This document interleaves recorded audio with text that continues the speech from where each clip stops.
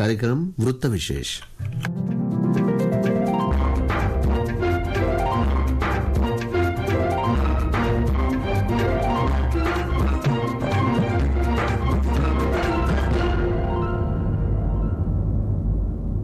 श्रोतेहो नमस्कार. आजच्या वृत्तविशेष कार्यक्रमात आपलं स्वागत. केंद्र सरकारनं लष्कर भरती संबंधित अग्निपथ या नव्या योजनेची नुकतीच घोषणा केली. मात्र सध्या या योजनेबाबत देशात अनेक लोकभावना व्यक्त होत असून या योजनेविषयी अनेकांकडून विविध शंकाही उपस्थित होत आहेत. अग्निपथ योजनेविषयी लोकांच्या मनातल्या शंका आणि या शंकांचं केलेलं निरसन, त्याचा एकूण सार आणि या योजनेअंतर्गत अग्निवीरांना मिळणारे विविध फायदे यावर केलेलं विवेचन आजच्या वृत्तविशेषमध्ये आपण ऐकणार आहोत. संरक्षण मंत्री राजनाथ सिंह यांनी भारतीय लष्कराशी निगडीत अग्निपथ या महत्वाकांक्षी योजनेची नुकतीच घोषणा केली. ही योजना जाहीर केल्यानंतर अनेकांकडून या योजनेचं स्वागत झालं, तर काही राज्यांमध्ये या योजनेवरून वाद निर्माण झाल्याचं दिसून आलंय. अग्निपथ योजनेनुसार भारतीय लष्करात अल्पकालीन म्हणजे किमान 4 वर्षांसाठी नियुक्त्या होणार आहेत. तर या योजनेअंतर्गत भरती होणाऱ्या अग्निवीरांना सरकारतर्फे विविध सवलती आणि पॅकेज देखील देण्यात येणार आहे. मात्र काही राज्यांमध्ये या योजनेला विरोध होत असून योजनेविषयी अनेकांकडून शंकाही उपस्थित केल्या जात आहेत. एकूणच या योजनेचा सारासार, शंका आणि त्याचं निरसन याविषयी निवृत्त ब्रिगेडियर हेमंत महाजन यांच्याकडून अधिक जाणून घेऊया. काहींना वाटतं की यामुळे सैन्याचं महत्व कमी होईल, तर हे अतिशय चूक आहे. सैन्य, भारतीय सैन्य आज देशातली नंबर 1 संस्था आहे आणि त्यांनी जे त्याग केलेले आहे, देशाचं रक्षण केलेलं आहे विविध युद्धामध्ये दहशतवादामुळे, त्यांचं महत्व कमी कोणीही करू शकत नाही. त्यांचं स्थान आज प्रत्येक भारतीयाच्या हृदयामध्ये आहे आणि त्यांचा महापराक्रम हा यापुढे पण चालूच राहील. याच्याशिवाय एक प्रश्न येतो की 4 वर्षामध्ये जे ट्रेनिंग होतं ते पुरेसं आहे का? 6 महिने ट्रेनिंग असतं आणि 4 वर्ष ऑन द जॉब ट्रेनिंग मिळेल. हे ट्रेनिंग सध्याच्या अवस्थेमध्ये नक्कीच पुरेसं आहे. जर नंतर अजून वाटलं की एखाद्या समजा अग्निवीरामध्ये एखादी कमजोरी आहे की त्याचं फायरिंग ठीक नाही किंवा त्याचं फिजिकल फिटनेस वाढायला पाहिजे, तर ते ट्रेनिंग नंतर स्पेशलाइज ट्रेनिंग त्यांना नक्की दिलं जाऊ शकतं. असं नाही की 6 महिने संपल्यानंतर सगळंच थांबेल, तसं नाही.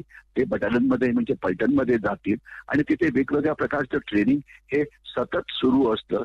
तर असं काही दिसलं की कुठल्या तरी क्षेत्रात त्यांचं कौशल्य कमी आहे, तर ते ट्रेनिंग त्यावेळेला सुद्धा दिलं जाऊ शकतं. तो अजिबातच मोठा मुद्दा नाहीये. काहींना प्रश्न पडतो की ही जी 18.5 वर्षाची जी मुलं असतील तर ती सैन्याकरता उपयोगी असतील की नाही, ते लढाई करू शकतील की नाही. आपल्याला लक्षात यायला पाहिजे हा प्रश्न का येतो मला अजून कळत नाही. आज जे सैन्यात युवक येतात ते सगळे 18 वर्षाचेच असतात. ज्या एज लिमिटमध्ये कुठलाही फरक पडलेला नाहीये आणि कारगिलमध्ये जो महापराक्रम गाजवण्यात आला तो हा सगळ्या या युवकांनी गाजवलेला आहे. एवढंच नव्हे तर दहशतवादी विरोधी अभियानामध्ये सैन्य प्रचंड चांगलं काम करतं आणि तिथे वेगवेगळी शूरता पुरस्कार प्रत्येक वर्षी दिली जातात. हे सगळे तरुण आहेत 18, 19, 20, 21 वर्षामध्ये. इनफॅक्ट कारगिलच्या युद्धाला तरुण सैनिकाचं आणि तरुण अधिकाऱ्यांचं युद्ध म्हटलं जातं. तर त्याच्यामुळे प्रशिक्षण पुरं आहे का, एज लिमिट कमी आहे का, याच्यामध्ये कोणाच्याही मनामध्ये काही शंका नको. कारण सध्या पण एज लिमिट ही 30 आहे. याच्याशिवाय अजून एक प्रश्न मनात येतो की यामुळे सैन्यामध्ये विभाजन होईल का, की काही लोक कायम आणि काही तात्पुरते. तर ही शंका अतिशय म्हणजे घेण्याच्या लायकीची सुद्धा नाहीये. कारण आज सुद्धा सैन्यामध्ये विविध प्रकारच्या एंट्रीज आहे. विविध प्रकारे सैनिक आणि अधिकारी सैन्यामध्ये प्रवेश करतात. मी आपल्याला उदाहरण देऊ इच्छितो की सैनिक जीडी एका वेगळ्या पद्धतीने येतात, जे टेक्निकल सैनिक असतात ते दुसऱ्या पद्धतीने येतात, जे ट्रेड्समन असतात ते तिसऱ्या पद्धतीने येतात, याच्याशिवाय जे सिव्हिलियन्स असतात ते 4थ्या पद्धतीने येतात. अधिकारी जे आहेत ते कोणी एनडीएतनं येतं, कोणी इंडियन मिलिटरी अकॅडमी डेहराडून मधून येतं, कोणी ऑफिसर्स ट्रेनिंग अकॅडमी गया तिथून येतं. आणि हे सगळे ज्या वेळेला पलटणमध्ये किंवा बटालियनमध्ये एकत्र येतात, तर त्यावेळेला over a period of time त्यांचं जे एकत्रितपणा असतो तो होऊनच जातो. मग तिथे बटालियनमध्ये असा कुठला भेदभाव नसतो की हा अधिकारी IMAतनं आला आहे, हा OTAतनं आलेला आहे, हा इमर्जन्सी कमिशनचा आहे. सिमिलरली कोणी TS एंट्री असतं. तर त्याच्यामुळे अशा विविध प्रकारच्या एंट्री सैन्यामध्ये पहिलेच आहेत आणि याला कारण आहे की आपल्याला वेगवेगळी क्वालिफिकेशन्स असलेले अधिकारी आणि सैनिक पाहिजे. त्यामुळे त्या एंट्रीज राहणारच, स्टँडर्ड एंट्री होऊ शकत नाही. तर त्याच्यामुळे अशी मानसिकता की अग्निवीर एका बाजूला आणि इतर दुसऱ्या बाजूला, ही शक्यता फारच म्हणजे अजिबातच व्हायची काही हे नाहीये. कारण सैन्यामध्ये धर्म, जात अशा प्रकारचा भेदभाव कधीच केला गेला नसतो. जो सैनिक एका बटालियनमध्ये असतो येतो तो त्याच बटालियनचा सैनिक असतो. तो 7 मराठामध्ये येईल, 7 मराठा लाईट इन्फंट्रीमध्ये तो 7 मराठा फॅमिलीचा कायमचा मेंबर बनलेला असतो आणि त्याच्यामध्ये काही कमजोरी असेल तर ती काढायचा प्रयत्न तिथले कंपनी कमांडर, तिथले कमांडिंग ऑफिसर हे नक्कीच करतील. तर त्यामुळे ही जी मनात शंका आहे ही अजिबात काढून टाकायला पाहिजे. श्रोते हो, देशाच्या लष्कराचं आधुनिकीकरण आणि कायापालट करणारं पाऊल असलेला अग्निपथ योजनेवरून सध्या अनेक मतमतांतरं दिसून येत असली तर योजनेअंतर्गत युवकांना अनेक संधी आणि लाभ मिळणार असल्याचं तज्ज्ञ सांगतात. अग्निपथ योजनेमुळे युवकांना सैन्यात सहभागी होऊन देशसेवेची संधी मिळणार आहे. तसंच देशाची सुरक्षा व्यवस्था अधिक मजबूत होणार आहे. यासोबतच अग्निवीरांनी आत्मसात केलेलं कौशल्य आणि त्यांना मिळालेला अनुभव यामुळे त्यांना 4 वर्षांनंतर विविध क्षेत्रात नोकऱ्या उपलब्ध होण्यास वाव आहे. एकूणच या योजनेमुळे देशात रोजगाराच्या संधी उपलब्ध होण्यास मदत मिळणार आहे. अग्निवीरांना आणखी कोणते लाभ मिळणार आहेत याविषयी निवृत्त ब्रिगेडियर विद्याधर गोळे आपल्याला अधिक माहिती देत आहेत. ही अग्निपथ ही सेवा काय आहे तर याच्यामध्ये एलिजिबिलिटी 17.5 वर्ष वयापासून ते 21 वर्षापर्यंत भरती होता येतं. 10वी पास नंतर कोविडमुळे 2 वर्ष वाया गेल्यामुळे 21ची त्याच्यात कन्सेशन देऊन ते 23 वर्षापर्यंत वाढवण्यात आलं आहे. परंतु भरतीची योजना 17.5व्या वर्षी 10वी पास नंतर सुरू होते. सुरू झाल्यानंतर सिलेक्ट झाल्यानंतर 6 महिन्याच्या ट्रेनिंग नंतर 4 वर्षासाठी तो सिलेक्ट झालेला जवान हा सैन्यात त्याच्या नेहमीप्रमाणे युनिटमध्ये किंवा जिथे आता सध्या जसं पोस्टिंग होतं तसंच त्याचं पोस्टिंग होईल. पुढच्या 4 वर्षात त्याला दरवर्षी 30,000 दर महिन्याला 30,000 रुपये महिना ते 40,000 रुपये महिना याप्रमाणे त्याला पगार मिळेल. आणि याचबरोबर तो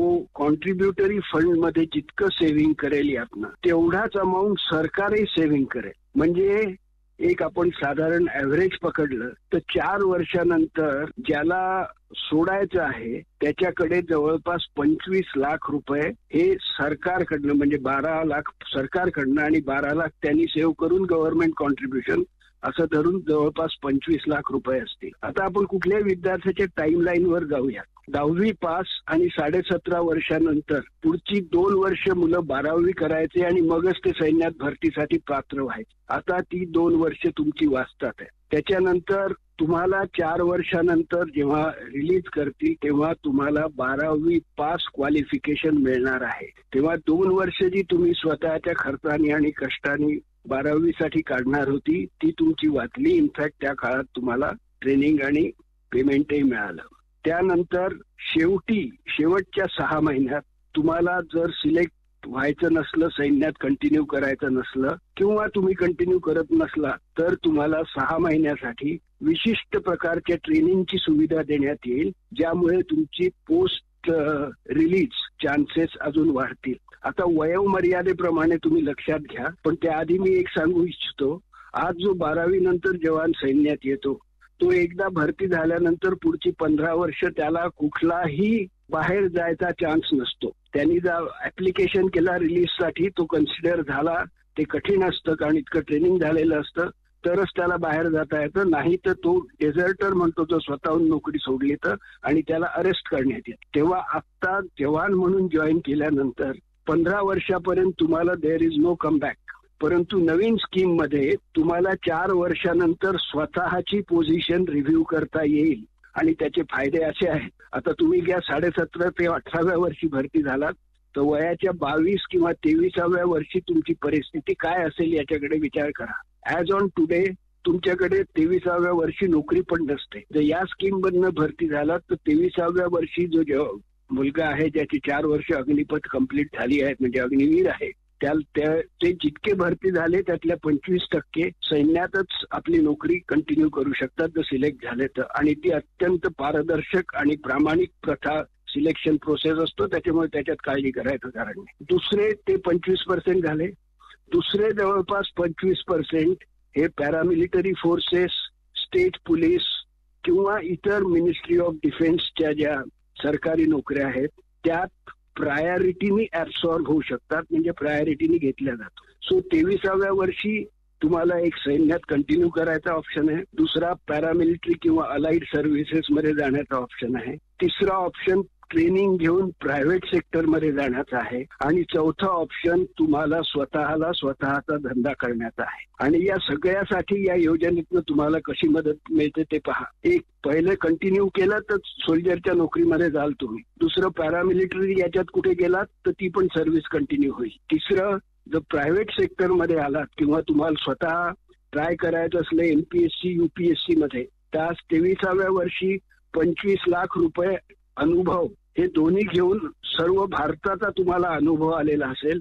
अशा स्थितीत तुम्हाला 6 ते 8 महिने किंवा 1 वर्ष ट्रेनिंग करून स्वतःचं करिअर वरच्या लेवलवरती नेता आहे. याच्याशिवाय तुमच्याकडे तुम्हाला जर स्वतःचा बिझनेस काढायचा असला तर तुम्हाला अत्यंत सवलतीच्या दरात कर्ज देण्याची पण योजना आहे.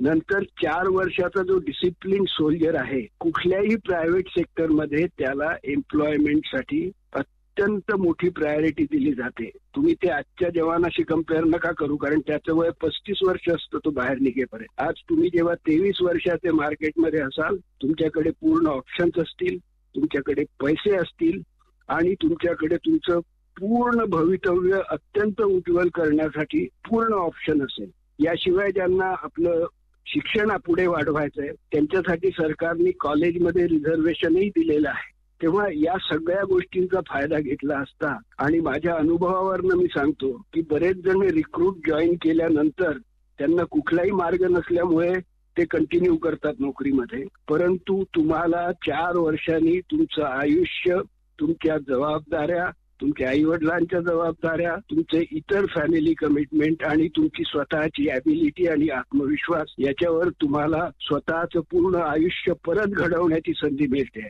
इतकी उत्कृष्ट संधी वयाच्या 17.5व्या वर्षी मिळणं कठीण आहे. म्हणून माझं सगळ्यांना आव्हान आहे की या सुवर्ण संधीचा पूर्णपणे फायदा घ्यावा. मॅक्झिमम तरुणांनी प्रयत्न करून याच्यात भरती व्हावं आणि आपल्या आयुष्याचं सोनं करावं. जर या 4 वर्षाच्या दरम्यान कॅज्युअलिटी किंवा काही डिसॅबिलिटी आली तर त्याच्यावरती उत्तम इन्शुरन्स कव्हरेज आणि बाकी पण स्कीम्स आहेत. तेव्हा त्याबद्दल कुठल्याही काळजीचं कारण नाही. म्हणून मी परत एकदा सांगतो, अफवांकडे लक्ष ठेवू नका, स्वतः कुठल्या दंगलीत स्वतःला गुंतवू नका आणि या सुवर्ण संधीचा स्वतःचं आयुष्य उज्ज्वल करण्यासाठी पूर्ण फायदा घ्या. हीच तुम्हाला माझं आव्हान आहे आणि विनंती आहे. श्रोते हो, भारतात नव्यानं जाहीर झालेल्या अग्निपथ योजनेचं मॉडेल या अगोदर इस्रायल सारख्या देशात आजमावण्यात आल्याचं समजतं. म्हणजे भारता अगोदर अन्य देशांमध्ये ही योजना सुरू करण्यात आली असून त्याचा सकारात्मक परिणाम झाल्याचं दिसून आल्याचं तज्ज्ञ मंडळी सांगतात.